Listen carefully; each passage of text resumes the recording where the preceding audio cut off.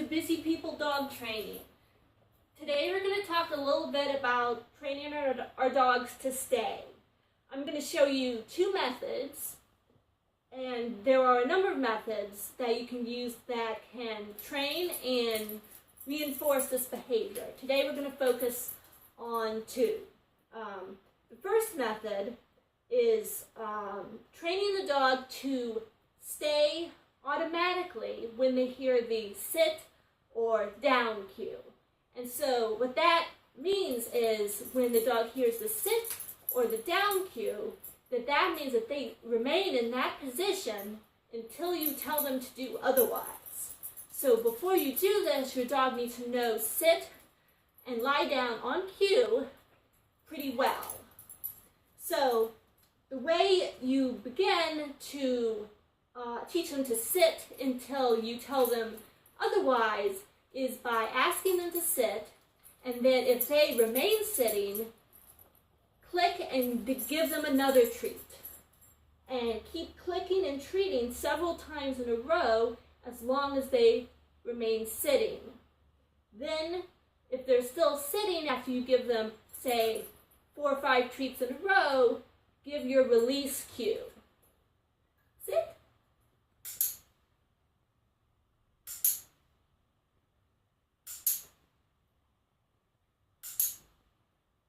Okay.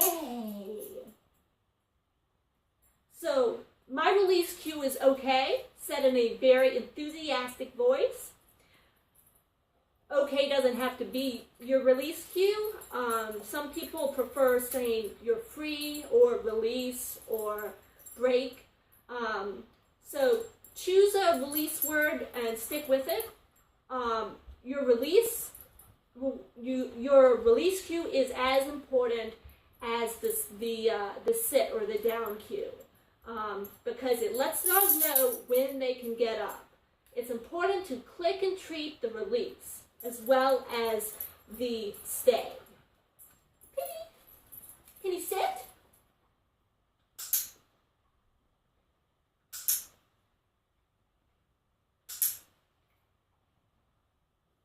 Can you sit? If your dog gets up, just ask them to sit again. Okay. So, we are not saying the word stay. We're just asking for the sit behavior and clicking and treating repeatedly if the dog happens to remain in the sit. If they get up, we just ask them to sit again. And since we didn't ask for a stay, it's no big deal if they get up. They're learning, though, that if they remain in the position that we requested, that they will continue to get clicks and treats. And as we progress, the way we turn this into a practical stay exercise is we gradually wait for longer periods between those clicks. I'll demonstrate how we begin to add some duration to the behavior. And I like adding duration before adding distance. So you want to wait until the dog will maintain the position for 15 seconds before you add any distance. Can you sit?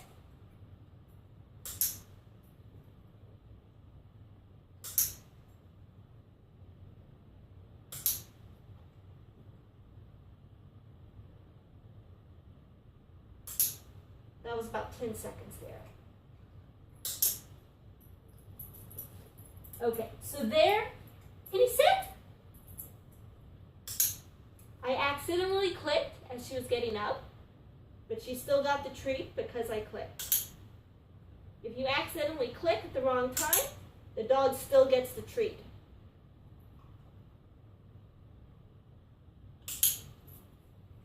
Can you sit?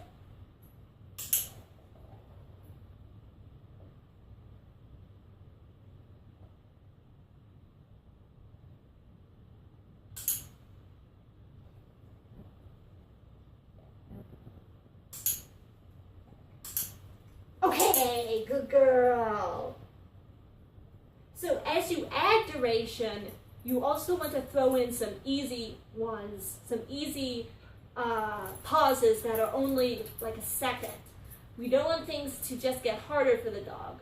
We want them to not know whether the next repetition is going to be 1 second or 30 seconds.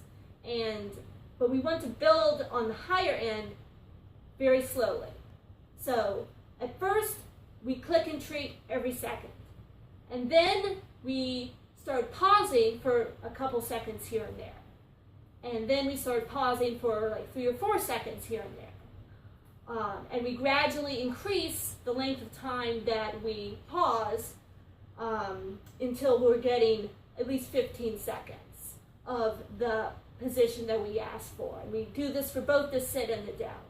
Okay. Drop.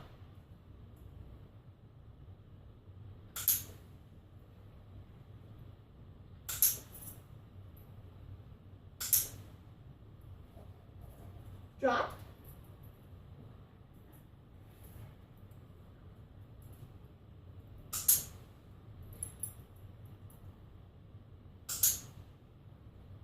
Okay, good girl. Now with the down, I recommend putting the treat on the floor or the ground between the dog's paws. That helps them focus in on the ground and have a downward focus, which helps them maintain the down position longer. So that's how we start to introduce the sit and the down as a stay in themselves. So the sit cue or the down, or in her case, the drop cue, becomes a sit-stay cue. So in other words, when you say sit, you're training the dog that sit means sit until told to do otherwise, instead of just sit means, put rump on ground for half a second. So that's one way to teach a stay. Another way to teach a stay is using a method where you gently restrain the dog. So you put 2 fingers in their collar or their harness. And sometimes with this method, it's helpful to hold the clicker in the hand that's gently restraining the dog. And you give whatever you want your stay cue to be, and you toss the treat. I'll demonstrate. Wait. Okay. Good girl. Good. Wait. Okay. So you gently restrain the dog, you toss the treat, you hold on to their collar for a couple seconds, and then you release them with your release cue. And Penny's getting kind of excited because of being restrained. She doesn't always like that. Good girl. Good. And if your dog is uncomfortable with having with being restrained or having you touch their collar, you can practice just holding their collar or their harness and just clicking and treating, and letting them know that that's nothing to be afraid of. Good girl. Wait.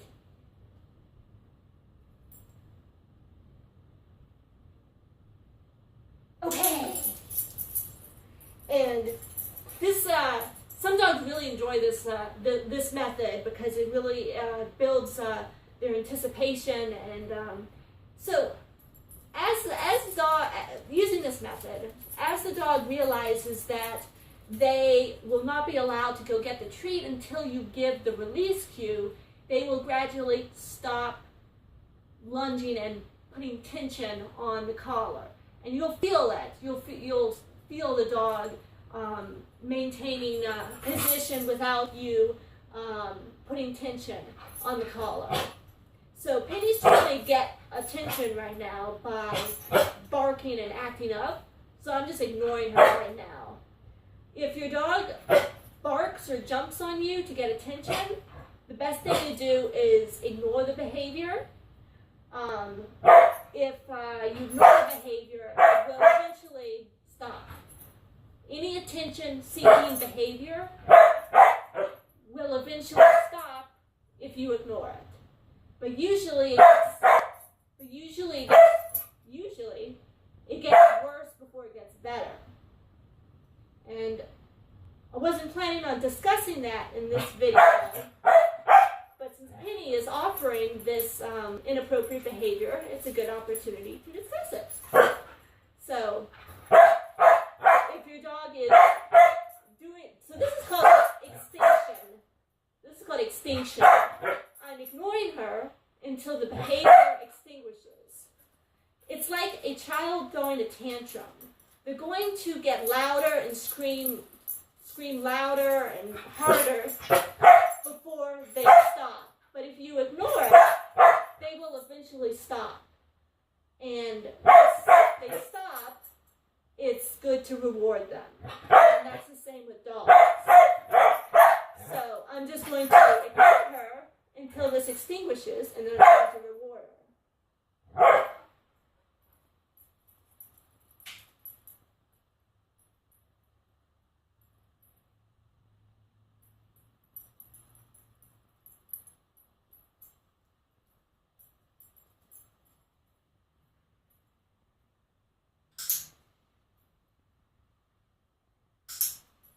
There she got some clicks and treats for being quiet. So I'm going to demonstrate this method of teaching to stay one more time.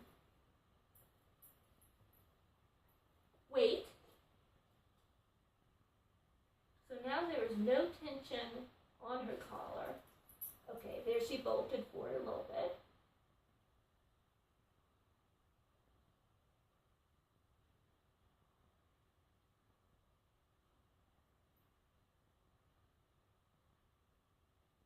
Okay, so there you saw I was able to completely release her collar. She even offered me a sit, and I was able to completely release her collar for a moment with her remaining still until I gave the release cue. And that's how you progress with training to stay in this method. So if you have any questions about that or about anything else that came up in this video, please don't hesitate to email me. Thank you so much for your time, and have a great day.